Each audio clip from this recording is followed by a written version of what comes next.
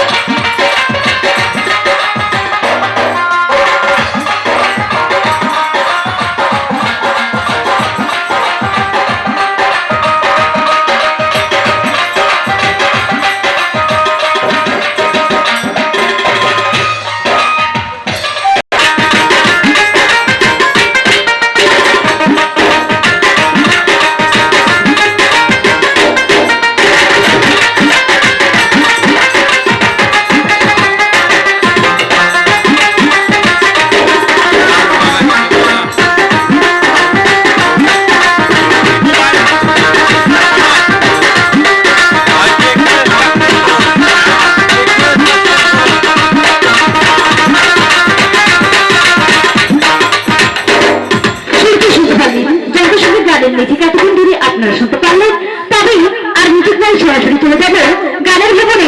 তাই যারা দিনে দাঁড়িয়ে আছেন আর বেকার সময় কাটাচ্ছেন, এলোমেলো ভাবে ঘোরাফেরা করছেন, তাদেরকে বলছি Bangladesh Ayurvedic and Unani system medicine আদি হেকিম লোকবাড়ি দওয়াখানা প্রচার বছরে আপনাদেরকে আমন্ত্রণ।